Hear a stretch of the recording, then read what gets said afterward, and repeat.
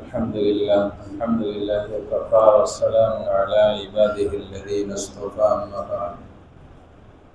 وقد قال الله سبحانه وتعالى في كلامه المجيد والفرقان الحميد: أعوذ بالله من الشيطان الرجيم، بسم الله الرحمن الرحيم. كل نفس ذائقة الموت. قال النبي صلى الله عليه وسلم: الدعاء سلاح المؤمن، أو كما قال النبي صلى الله عليه وسلم. এখন আর কোনো নামাজ হবে না তো আমরা কাতার ভেঙে চেপে চেপে বসতে পারি, সমস্যা নেই।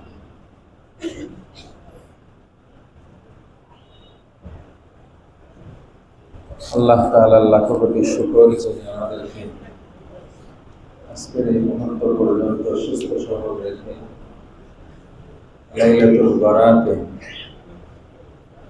আল্লাহর ঘর মসজিদে সমবেত হওয়ার সুযোগ দিয়েছেন, আলহামদুলিল্লাহ।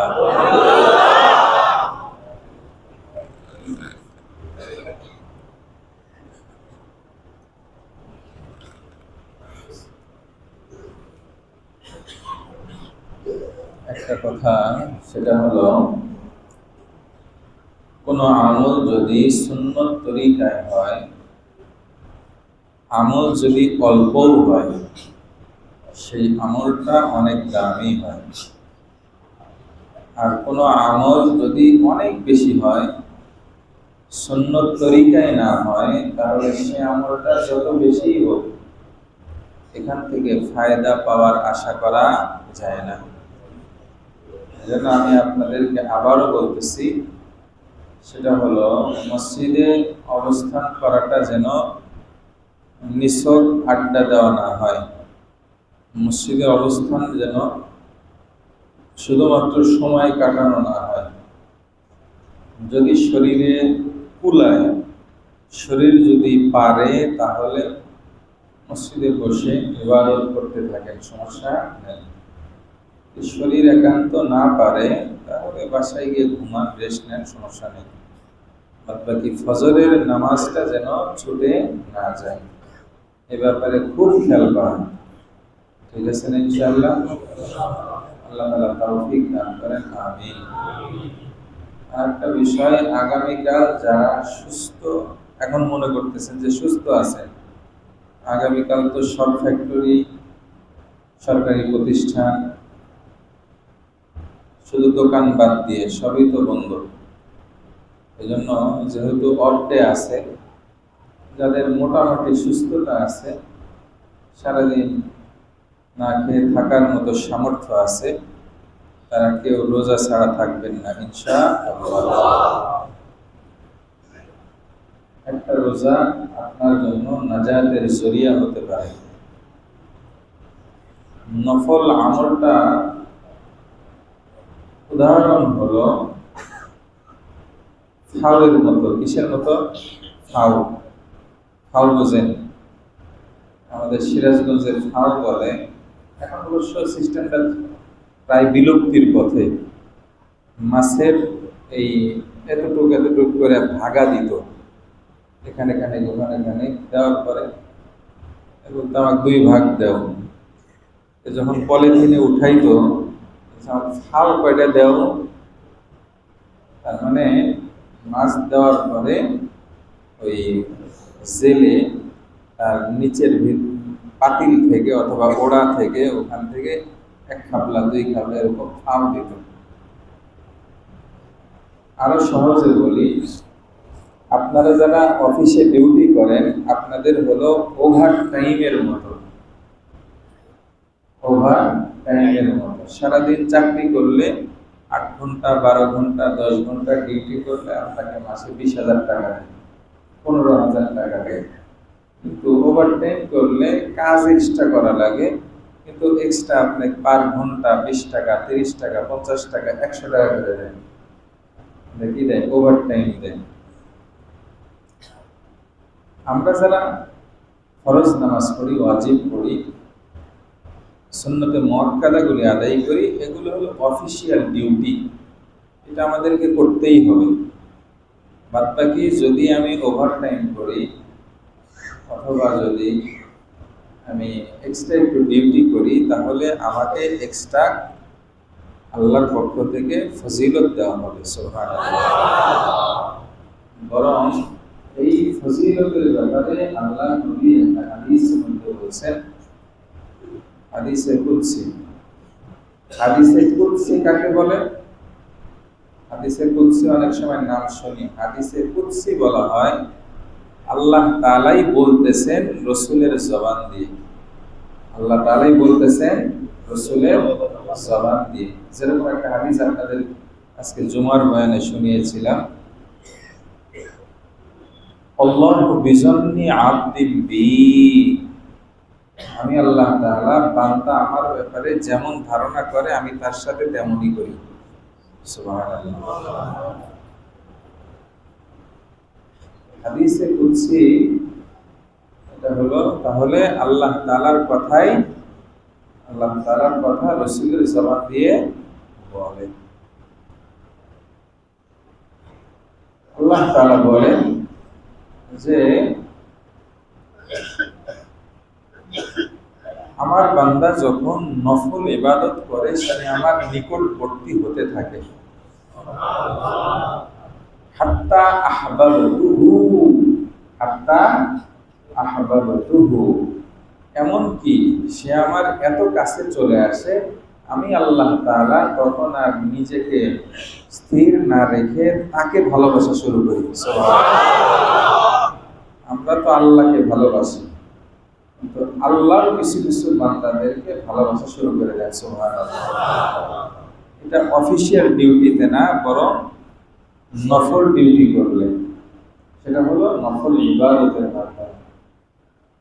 হাদিসের ভিতরে আছে, হাদিসে কুদসির ভিতরে আছে, আল্লাহ তাআলা বলেন তখন আমার বান্দার হাত আর তার নিজের হাত থাকে না, বরং তার হাত আমি আল্লাহর হাত হয়ে যায়। সুবহানাল্লাহ। তখন আমার বান্দার জবান আর বান্দার জবান থাকে না, আমি আল্লাহর জবান হয়ে যায়। সুবহানাল্লাহ।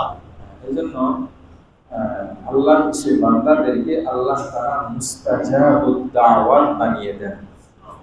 এই শব্দ মুস্তাজাবুদ দাওয়াত মানে আল্লাহ তাআলা বলেন লাউ আকসামা রাসূলুল্লাহ সাল্লাল্লাহু আলাইহি ওয়াসাল্লাম তার পাক জবানে বলেন লাউ আকসামা বিল্লাহি লা আবারহু, যদি এই মুস্তাজাবুদ দাওয়াত আল্লাহর বান্দারা আল্লাহর উপর বিশ্বাস রেখে বলে যে আল্লাহ এটা অবশ্যই করবেন, বলে আল্লাহর কসম খেয়ে যদি কোনো কথা বলে বলে আল্লাহ তাআলা সাথে সাথে সেটা কবুল করে নেন। সুবহানাল্লাহ। জন্য আমাদেরকে নফল ইবাদতকে ছোট করে দেখার সুযোগ নাই। এজন্য নফল ইবাদত যখন যেটা সামনে আসবে সবগুলি আমরা করব, ঠিক আছে না ইনশাআল্লাহ? তবে ফরজ বাদ দিয়ে না। আমাদেরকে খুব খেয়াল করতে হবে, এক নাম্বার যে জিনিসটা আমাদেরকে অক্ষুণ্ণ রাখতে হবে সেটা আমাদের ঈমান। সেটা আমাদের কি? ঈমান। ঈমান কখন আমরা হাতছাড়া করব না। কেন? যদি কোনো ব্যক্তির ভিতরে যারা পরিমাণ ঈমান নিয়ে কবরে যেতে পারে বলে সেই যারা পরিমাণ ঈমান তাকে জান্নাত পর্যন্ত নিয়ে যাবে। আর ঈমান হারা হয়ে যদি অনেক আমলের পাহাড় নিয়েও আল্লাহ তাআলার সামনে উপস্থিত হয় বলে ঈমান ছাড়া এই আমলটা আল্লাহ তাআলার কাছে কোনো দাম হবে না। তাহলে বুঝেছি? জন্য আমাদেরকে আগে নাগরিকত্ব অর্জন করতে হবে। কথাটা বুঝেছি? আপনারা খেয়াল করে দেখবেন অনেকে আমেরিকার সিটিজেনশিপ লাভ করে, নাগরিকত্ব লাভ করে, খুব খুশি আমি আমেরিকার নাগরিক হয়ে গেছি। কথাটা বুঝেছে? তার মানে নাগরিক হওয়ার পরে ভিনদেশী আর নাগরিকের ভিতরে অনেক পার্থক্য। নাগরিক হিসেবে দেশের অনেক সুযোগ সুবিধা তারা ভোগ করার সুযোগ পায়। বলে এই ঈমানের নাগরিকত্ব যদি আমার আপনার ভিতরে থাকে বলে আমার ইবাদত প্রত্যেকটা কাউন্ট হবে। প্রত্যেকটা কি হবে? কাউন্ট হবে, হিসাবের ভিতরে আসবে। এজন্য আমার ঈমানটা যেন কখনোই হাতছাড়া না হয়। ঈমানকে আমরা অনেক সময় মনে করি ঈমানটা মনে হয় একবারে এমন ভাবে ঢুকে দেওয়া হয়েছে যে এটা আর মনে হয় আমার ভিতর থেকে জীবনে বের হবে না। বিষয়টা আসলে কি তাই না? ঈমান আমার থেকে যে কোনো মুহূর্তে বিদায় নিয়ে চলে যেতে পারে। এজন্য আল্লাহর যত বিধান আছে, আমি তো সব বিধান সম্পর্কে অত জানিও না, বুঝিও না। এজন্য আমার জবানটাকে নিয়ন্ত্রণ করতে হবে। আল্লাহ রসুল, ইসলাম, কোরআন, হাদিস এই বিষয়ে আমি সবসময় চুপ থাকার চেষ্টা করব। কখনো কোনোটাকে হেয় প্রতিপন্ন করব না, কখনো কোনোটাকে আমি কি করবো না, অস্বীকার করব না। সবগুলি মনে প্রাণে বিশ্বাস করব, মানার চেষ্টা করব। মানতে না পারলেও কখনো কোনো ইসলামের বিধি বিধান নিয়ে কটাক্ষ করব না। ঠিক আছে না ইনশাআল্লাহ? দাড়ি রাখা ওয়াজিব, আমি রাখতে পারি না, আমার দুর্বলতা। দাড়ি নিয়ে কখনো কটাক্ষ করব না। সামনে মাহে রমজান আসতেছে, আজকে 14 তারিখ শুরু হয়ে গেছে, আর মাত্র কয়েকদিন। এখানে যারা দোকানদার ভাইরা আছেন, চার দোকানের হয়তো দুই একজন থাকতে পারেন। যদি না থাকেন, অনেক চার দোকানের সাথে আপনার ভালো একটা সম্পর্ক আছে, অথবা খাবারের দোকানদারের সাথে আপনার ভালো একটা সম্পর্ক আছে, অথবা কোনো হোটেল মালিকের সাথে আপনার ভালো একটা সম্পর্ক আছে। আপনাদেরকে বলি, সরাসরি দোকানদার অথবা দোকানদারদের সম্পর্কওয়ালাদেরকে বলি, মাহে রমজান আসতেছে, রমজানের ভিতরে যেন কোনো চার দোকান খোলা না থাকে। ঠিক আছে না ইনশাআল্লাহ? আমরা আমাদের স্থান থেকে তাদেরকে বুঝাবো, যাদের ক্ষমতা আছে, যাদের সামর্থ্য আছে, তারা তার ক্ষমতা প্রয়োগ করে তাদেরকে বাধ্য করবো বন্ধ রাখতে। কথাটা বুঝেন নাই? আমরা তো আমাদের ক্ষমতাটাকে কাজে লাগাই ব্যক্তি স্বার্থের কারণে। কথা বুঝে গেছে? আমার গাড়িতে, আমার ভ্যানে, আমার অটোতে আর একটা অটো একটা ধাক্কা দিছে, বাপরে বাপ, আমি একবারে তাকে মনে হয় জ্যান্ত কবর দিতে পারি। কথাটা বুঝেন নাই? কিন্তু আমার ধর্মর অন্যতম বিধান রোজাকে সে নিজে তো রাখেই না, অন্যদের মাধ্যমে রোজাকে সে সম্মানহানি করতেছে, ইসলামকে অপমানিত করতেছে, অপদস্থ করতেছে। আমার ঈমান একটু নাড়া দিল না, দেখি আমি চেষ্টা করি আমার সাধ্য অনুযায়ী এটা বন্ধ রাখা যায় কিনা। এরকম চিন্তা কি কখনো করি? যদি কখনো না করি, বোঝা গেল আমার ঈমানটা একদম লেজ হয়ে গেছে, পাওয়ার লেজ হয়ে গেছে। আপনার একই সাইজের অটো, কোন অটো খুব দ্রুত চলে, কোন অটো একদম আস্তে আস্তে চলে। বলে আস্তে আস্তে চলে কোনটা? যার ব্যাটারি ফিউজ হয়ে গেছে। আর যেই অটোর ব্যাটারিটা নতুন এই মাসে উঠাইছে, 3 দিন আগে উঠাইছে নতুন ব্যাটারি, ওরে বাপরে বাপ, আন কি! কথাটা বুঝেছেন নাই? এজন্য আমার আপনার ঈমানটা এটা কি পাওয়ারফুল নাকি এটা পাওয়ারলেস, বলে এটা বোঝার জন্য আল্লাহ তাআলা আমাদেরকে একটা মাপার যন্ত্র দিলের ভিতরে ঢুকাই দিয়েছেন। সুবহানাল্লাহ। আমরা জ্বর মাপার জন্য ওষুধের দোকান আছে তো বুঝি, জ্বর মাপার জন্য থার্মোমিটার বগলের নিচে দিলেই সাথে সাথে বের করার পরে আওয়াজ দিলে দেখা যায় কত পার্সেন্ট জ্বর উঠছে। রক্ত একটু বের করে ডায়াবেটিসের মেশিনের ভিতরে দিলে দেখা যায় যে আমার ডায়াবেটিস কত পয়েন্ট। আমার ঈমানটা কোন পর্যায়ে আছে এটা মাপার জন্য কোনো ফার্মেসিতে যাওয়া লাগবে না, কোনো ল্যাবে যাওয়া লাগবে না। কেমনে মাপবো? আল্লাহ নবী একটা থার্মোমিটার আমাদের সবার জন্য সেট করে দিয়েছেন। সুবহানাল্লাহ। আল্লাহ নবী বলেন, ইদা সাররাতকা হাসানাতুকা ওয়া ইদা সাআতকা সাইয়্যাতুকা ফাআনতা মুমিন। তোমার ভিতরে যদি কোনো খারাপ কাজ করার পরে দিলের ভিতরে খারাপ লাগে, কোনো ভালো কাজ করার পরে দিলের ভিতরে যদি ভালো লাগে, বলে খারাপ করার পরে খারাপ লাগার পরিমাণটা যেই পরিমাণ হবে, ভালো কাজ করার পরে ভালো লাগার পরিমাণটা যে পরিমাণ হবে, বলে তোমার ঈমানের গ্রেডটা ওই পর্যায়ে থাকবে। সুবহানাল্লাহ। সেম একইভাবে সমাজে কেউ ভালো কাজ করছে, সেটা দেখে তোমার দিলটা যদি আনন্দিত হয়, সমাজে কোনো খারাপ কাজ হচ্ছে, সেটা দেখে তোমার দিলে যদি ব্যথা লাগে, বুঝতে হবে তোমার ঈমানটা ওই পর্যায়ে আছে। গুনার কাজ হচ্ছে, দিলে নাড়াও দেয় না, বোঝা গেল ঈমানটা লেজ হয়ে গেছে। এজন্য উদারত আহ্বান সবার প্রতি, আমরা আমাদের বড় ট্যাগকে, কমপক্ষে সারা দেশ তো আমাদের নিয়ন্ত্রণ করা সম্ভব না, আমাদের বড় ট্যাগকে আমরা নিয়ন্ত্রণ করার চেষ্টা করি।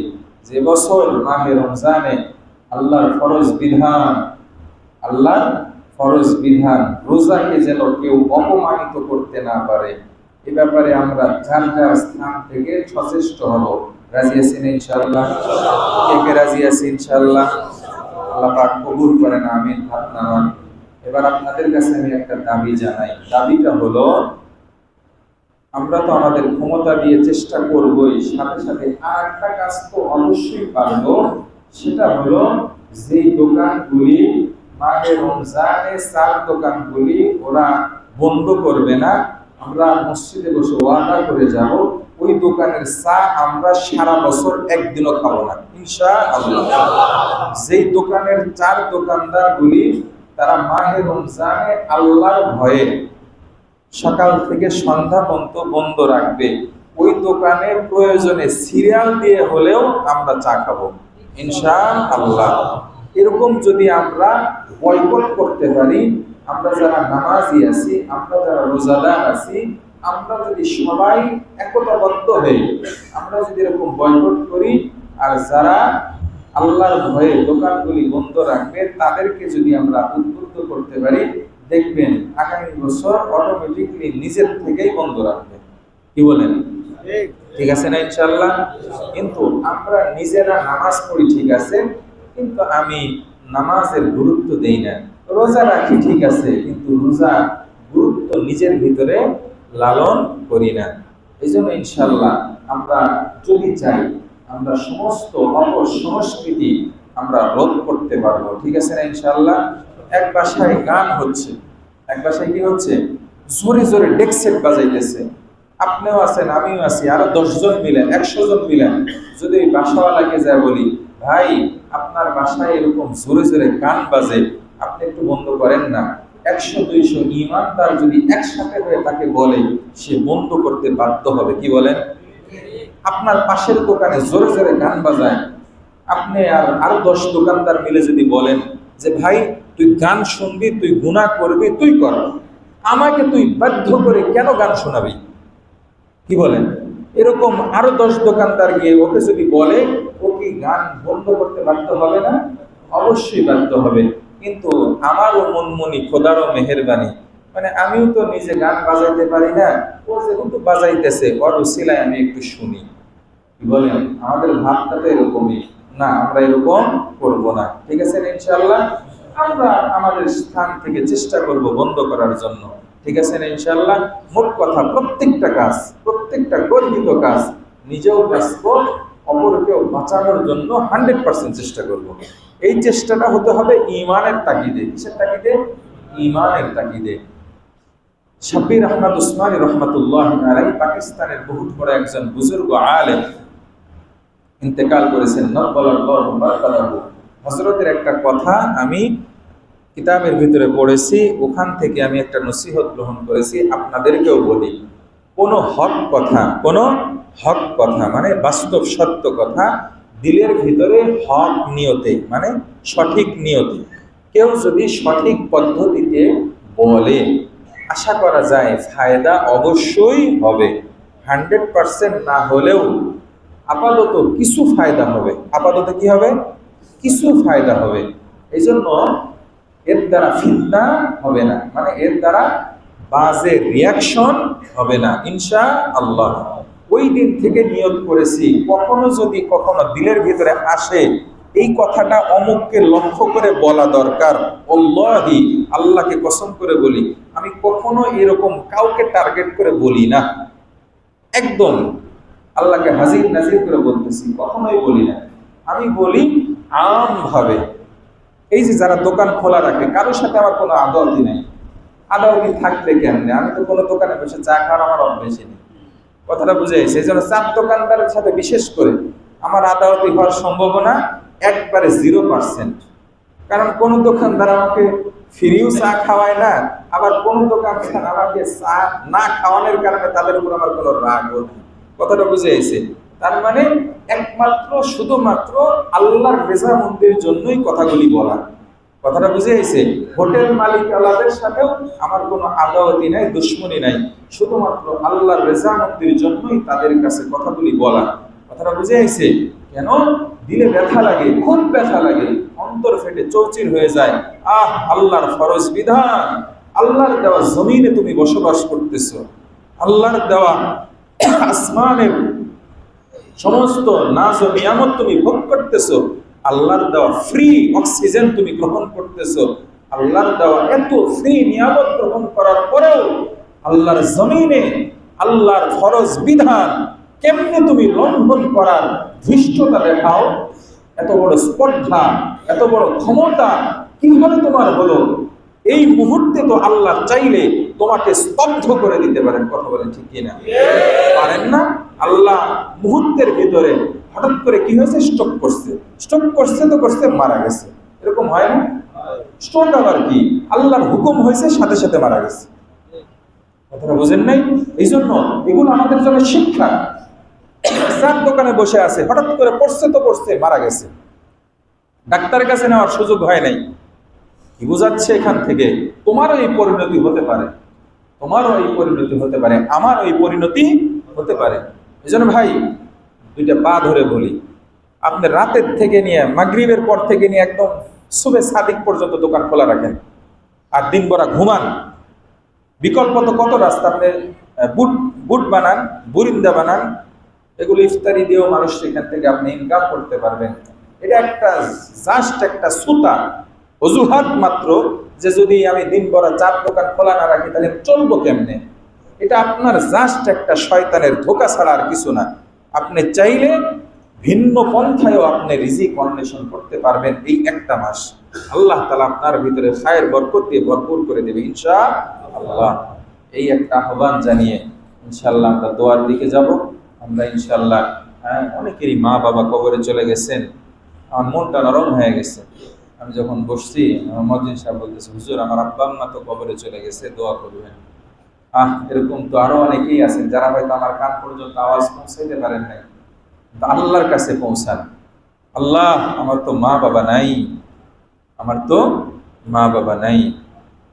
আমি আজকে আসরের আগে বাসায় থেকে যখন আসি, আমার মার কাছে বিদায় নিয়ে আসলাম, মা আল্লাহর রাস্তে আমাকে ক্ষমা করে দিয়েন, ভুল বেদবি মাফ করে। আমি তো বলতে পারছি, আগামী বছর তো এরকম সুযোগ নাও হতে পারে। কি বলেন, হতে পারে না? কবরের বাসিন্দা হতে পারে।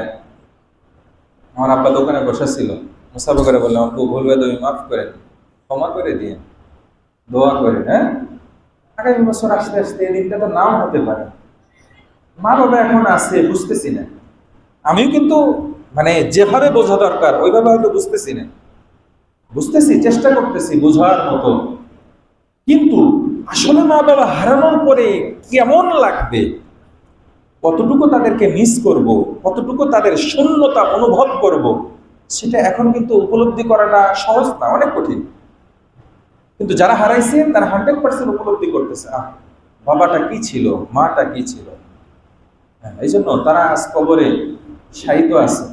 আপনার আমার মুখের দিকে তাকায় আছে যে আমার সন্তান আমার জন্য 2 ফোঁটা চোখের পানি ফেললেই তো আমার কবরের আযাবটা বন্ধ হয়ে যায়। কথাটা বুঝে আসছে? আপনারা কত রোমান্টিক সিনেমা দেখে চোখের পানি ফেলা, আপনারা কোনো খেলার একদম খুব ক্রিটিক্যাল মোমেন্টে আপনি একবারে চোখের পানি ফেলে দোয়া করেন, আমার এই দলটা জিতে যায়, এরকম করেন না অনেক সময়? আপনার মা কবরে শুয়ে আছে, আপনার বাবা কবরে শুয়ে আছে, তার জন্য কি চোখের পানি আসে না? আসবে, চেষ্টা করলেই আসবে। এই জন্য 2 ফোঁটা চোখের পানি ফেলার চেষ্টা করবো, ঠিক আছে না? ইনশাআল্লাহ 2 ফোঁটা চোখের পানি ফেলে মা বাবার জন্য দোয়া করব। আর যাদের মা বাবা দুনিয়াতে জীবিত আছে তাদের দীর্ঘ নেক হায়াতের জন্য দোয়া করব। কত বড় নিয়ামত! একবার তাকাবেন তো, বিশ্বনবী বলেন, একবার মা বাবার দিকে রহমতের দৃষ্টিতে, ভালোবাসার দৃষ্টিতে তাকাবেন তো সাথে সাথে একটা কবুল হজ, কবুল উমরার সব আপনার আমল নামায় লিখে দেওয়া হবে। সুবহানাল্লাহ। সাহাবায়ে জিজ্ঞাসা করলেন, ইয়া রাসূলুল্লাহ, কেউ যদি দিনের মধ্যে একাধিকবার তাকায় তাহলে কি হবে? বলে, যতবার তাকাবে ততবার হজ ও উমরার সব তার আমলনামায় লেখা হবে। সুবহানাল্লাহ, এত বড় নিয়ামত।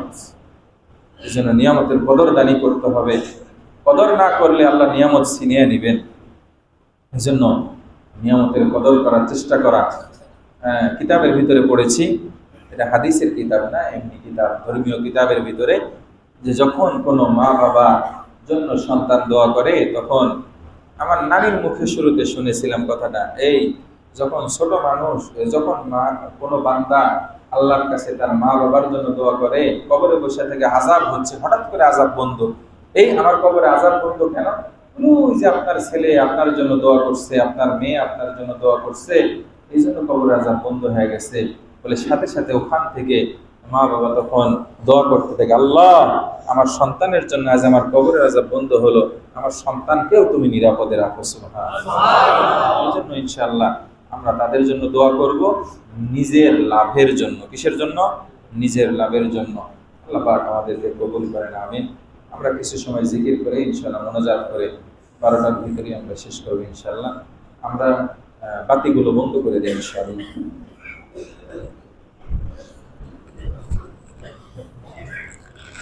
আস্তাগফিরুল্লাহ রাব্বি মিন কুল্লি যামবিন ওয়া আতুবু ইলাইহি। লা হাওলা ওয়ালা কুওয়াতা ইল্লা বিল্লাহিল আলিয়্যিল আযীম। আস্তাগফিরুল্লাহ রাব্বি মিন কুল্লি যামবিন ওয়া আতুবু ইলাইহি। লা হাওলা ওয়ালা কুওয়াতা ইল্লা বিল্লাহিল আলিয়্যিল আযীম।